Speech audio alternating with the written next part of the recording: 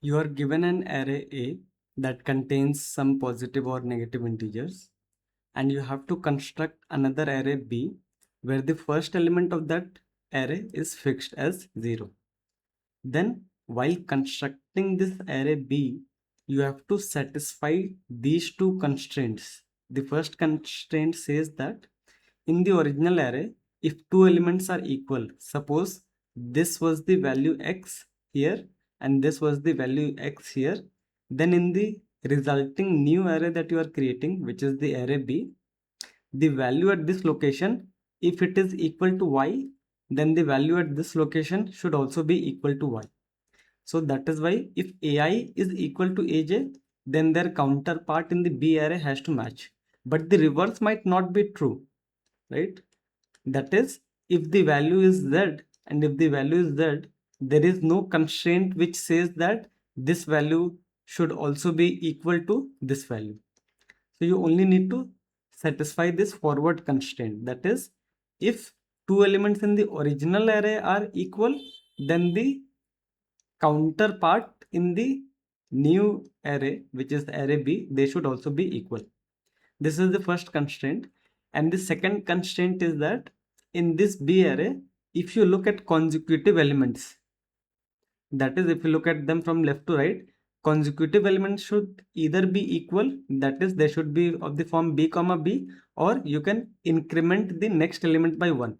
That is, 2 comma 3 is a valid adjacent pair of this array B. 2 comma 2 is also a valid adjacent pair, but 2 comma 4 is not a valid adjacent pair because consecutive elements, the right hand side of the consecutive element should be greater than the left hand side by at most 1, or it should be equal. So you have to find out how many unique B arrays can you create given this original array A. So in this video, we will look at some techniques that do not have an explicit name but can help you solve these kind of problems using some standard data structures, nothing too fancy. For example, in this example that you see on the screen, you can see that if this value is fixed as 0, okay, then you know that the value at this location and this location has to be equal, but also the value at this location 1 comma 1, they also have to be equal, means this also has to be 0. But if this is 0, this is 0, and you are allowed to increment this by 1, you cannot actually set it to 1. Why? Because you will not be able to satisfy the constraint. So because 1 comma 0 is not a valid pair, therefore this also gets constrained to 0, and this also gets constrained to 0 because 2 and 2 are equal. So the last element has two choices. It can either be 1 or it can either be 0. So for this, the answer is 2. So how do you come up with a strategy to solve this problem? To solve this problem, let's start with any pair of identical elements and notice what happens to its counterpart. So suppose this is the original array A, and this is the element X. Then there can be multiple occurrences of this element. Suppose that second occurrence is here, third occurrence is here, the last occurrence is here. Then in the B array that you are creating, suppose you have selected the value Z for this index corresponding to the element X. Then you also have to select Z over here because all of them have to be equal. You also have to select Z over here. You also have to select Z over here. But what about the elements in between? So the X is here, X is here, X is here, and X is here. So what about the gaps in between? The gaps that have been created, you know that you have to fill the gaps and you are allowed to either stay the same or increase by 1. That is the constraint. You can stay the same or increase by 1. But you know that if you are over here and then eventually you want to reach Z, but if you keep on increasing by 1, you will never be able to decrease because decreasing is not an option. It means that between two occurrences of X, all the elements in this range should also be equal to z. So this is the first observation. This might not be obvious, but if you do some calculation on paper, you can see that between two occurrences, x and x, everything in between has to be equal. Just like we saw for this, between 1 and 1, 2 should also occupy the value of 0. And why is that? Consider the gap. Consider that there are two gaps between x and x. Then if you select z, and then if you make it z plus 1, then you can never go back to z again, because you can only increase by 1. You can only increase by 1 or stay the same. Stay the same or increase by 1. So one thing is for sure, that two consecutive elements, so this and this elements are equal. So between the consecutive identical pairs, everything in between has to be equal to z. It's not just that the endpoints have to be z, it's just that the constraints mentioned that the endpoints have to be equal, but you can infer something else from the constraint, that everything in between should be equal.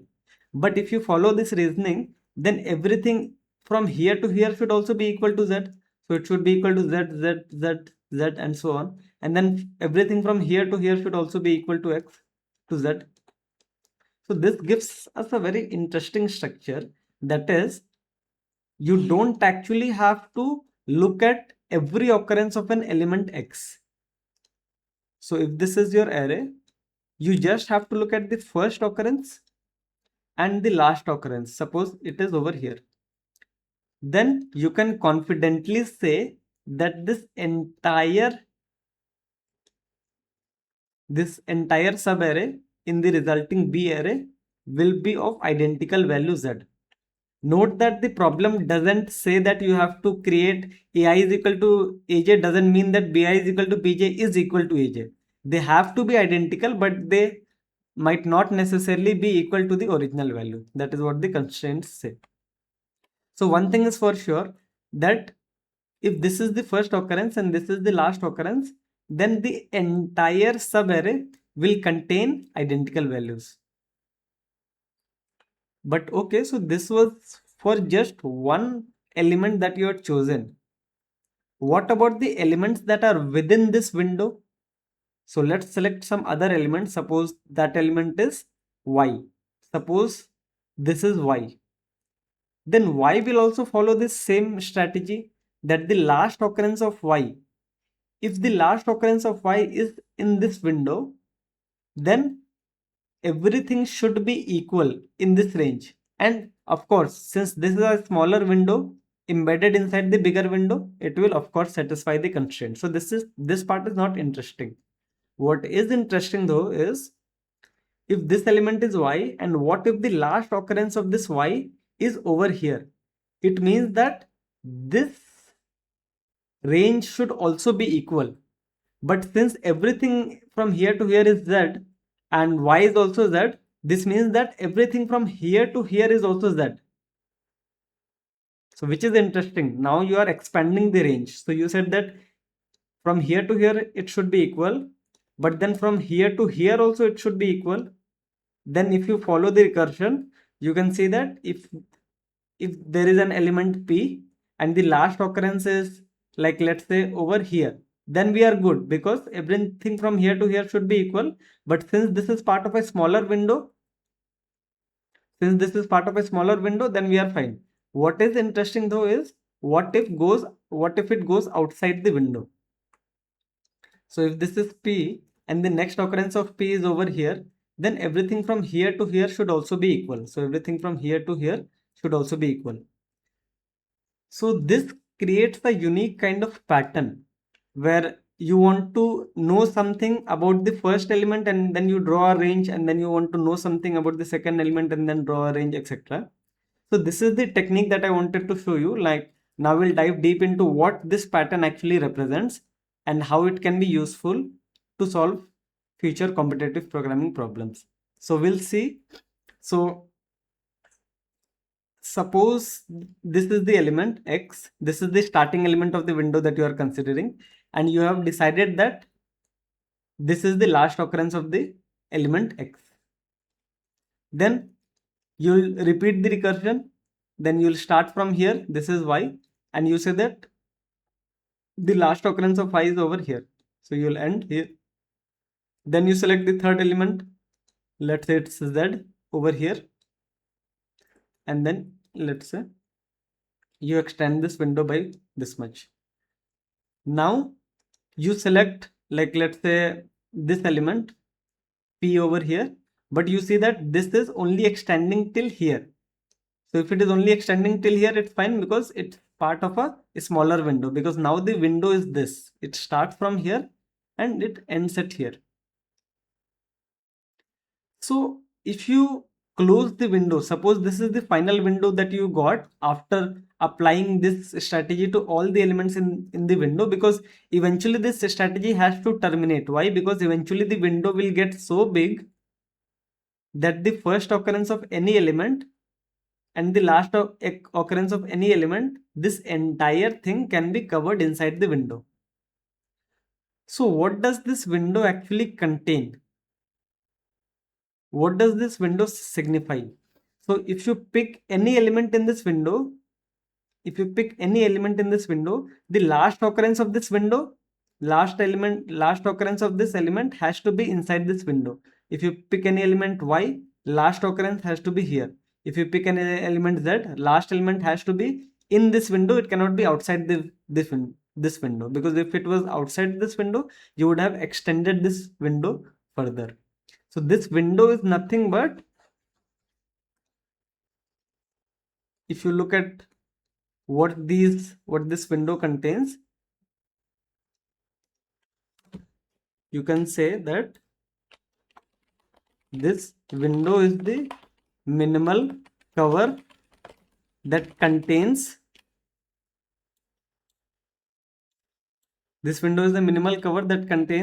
all the occurrences of the elements of the window inside the window.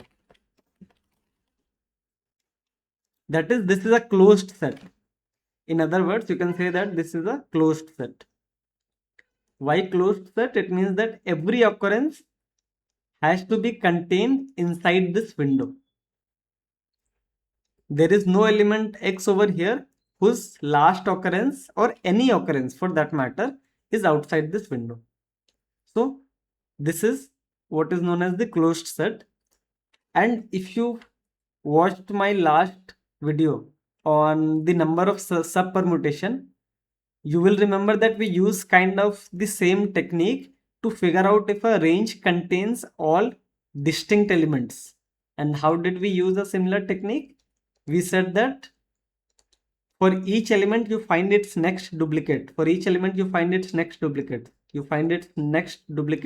And then you apply some dp where you say that dp of this is equal to max, or basically min of dp of this entire thing, comma, next occurrence of this. So this idea is actually a recurring theme in competitive programming problems. So let's look at an example. So let's consider this 1 2 1 2 3. So if you have 1 2 1 2 3, so you have to create the minimal covers. Minimal covers means, see, why do I say minimal cover? Because you can select the entire array as your window and you can claim that yes, every occurrence of this window, every occurrence of any element in this window is present in this window. That is fine. But what you are interested in is the minimal cover, because that is the tight constraints. So when you are creating this window, so you say that from everything from 1 to 1 should be equal, and then you will say that everything from 2 to 2 should be equal. Then when you reach 1, you will see that okay, the last occurrence of 1 is nowhere, so all the occurrence of 1 must be inside this window. And then for this 2 is itself the last occurrence, so all the elements of 2 are contained in this window. So the window that you eventually ended up creating is this, that spawns from 1 to 2, and then you start another window from 3. So for 3 it will be just 2 windows. Now what can you notice? You will realize that if you follow this strategy, you will create one window and this is the minimal cover that has everything, all the copies of the elements inside this window. So it contains all copies. And then you will create the second window, then you will create the third window, fourth window, and so on, right? And fifth window. Now remember that when we are creating the window, we said that the endpoints of the window have to be identical. Why is that true? Because the first endpoint that you must have selected must be for x and x. Then when you extended this range and you selected this for y and y from here, then since everything is equal to this line z and y is equal to z, then this entire thing should be equal to z. So this means that this entire window has to contain identical elements. So this has to contain identical elements, this has to contain identical, everything has to contain identical elements. And you can see that once you have created this window, everything becomes independent. Why everything becomes independent? Because the constraint was that if AI is equal to AJ, then BI should be equal to BJ. But if AI is equal to AJ, it means that they are part of the same window. If they are part of the same window, and we have already concluded that one window can contain all the same values only. So one window will necessarily contain all BI equal, right? All BI will be same for one window. So this means that this first condition will naturally be satisfied. Why? Because AI is equal to AJ means they are part of the same window, means they have the same value because the entire window gets the same B value. So this constraint is already satisfied. So this means that you can freely move between windows and you can freely make a choice to either keep the window value same or increase it by one. So you have two choices at each stage. So once you have computed, and you will realize that the first window will always have a value of 0. Why? Because this element will always be part of the first window. So that's why no matter how big the first window is, it will always have the value 0, right? And then what about the second window?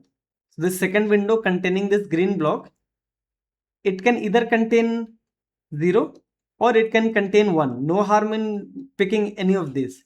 What about the third? It can also contain two choices, 0 or 1. What about the fourth window? That can also contain two choices.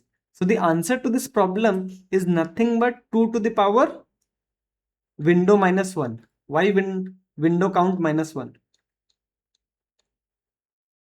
Why window count minus 1? Why not window count? Because the first element's value is fixed. The value of the first window is fixed to 0, and then you have window count minus 1 independent windows, and they can vary freely between 0 and 1. So this is the answer to this problem. So this is the combinatorics part. So all this problem reduces down to is efficiently finding the count of windows. That is, how do you efficiently find when does a window start, when does a window ends. So this is where the two pointer trick comes into play. So let's consider this, and suppose you are at this element, okay? Then here I is equal to 0, let's say I is equal to 1, I is equal to 2. How do you compute the first window? So for the first window, you can build it in incremental fashion. So the first window, you define it as, you are starting your journey from here. Suppose this element is x and this is the last copy of x. So you just maintain the last occurrence of x. That part you can easily maintain in a map. How do you maintain the last occurrence? Like, how do you effectively track the last occurrence? This is very simple. You just iterate from left to right, and then you keep on doing something like this. Map of a of I is equal to I. So this will overwrite all the occurrences with the last I that you encountered. Means when you look into the map after you have completed your iteration from left to right, the map will contain the last occurrence of each element. So that is good. Now once you have the last occurrence, then you have to determine where the window will end, right? So if you define something like, let's say, window end, so you can set window end at, let's say you initialize it with -1. So right now the window is not ending anywhere, and every time you encounter an I, you can set something like this: window end is equal to max of window end comma last occurrence of AI. Therefore, since window end is -1, when you encounter this element, the window end will be here. But when you encounter this element, the I is equal to 1, this element's last occurrence is over here. Then with this max formula that you see on the screen, you will realize that this window is actually ending over here, and this window end will be updated to this index that you see over here. Then you keep repeating. Then if you encounter Z, where the last occurrence of Z is over here, then Z is not really changing the endpoints of the window, because the window ending of Z is less than the already created window. So that's why this Z will not affect this equation, because you are taking the max. So this way you can keep on doing the max and you can keep on extending the window. But how do you know when one window has ended? So you will realize that a window has ended if the window end is equal to the element that you are currently standing on. If window end is equal to I, that is, if you are doing this and then you are doing this and then you are doing this and then you are doing this, so this is the last occurrence and no elements can go beyond it, then when you finally arrive over here and when you apply this equation, window end value would be equal to I, means you have just successfully finished one window. So you just increment your window count by 1, you increment window count plus plus, and then you start your new window. So for you starting your new window, you don't even have to do anything, you don't even have to set it to -1. If you want, you can do it. Otherwise, since your window end is right now set to I, then when you go to the next element, then what is the, if this element is X, what is the last occurrence of this element? It is equal to I plus 1. So this window end will be, if this is a single element, right, if there is no copy, then window end will be equal to I plus 1. Then this means that this is the end of another window. So in this manner, you can compute where each of the windows end, and once you have the window count, you can print the answer as window count minus 2 to the power window count minus 1.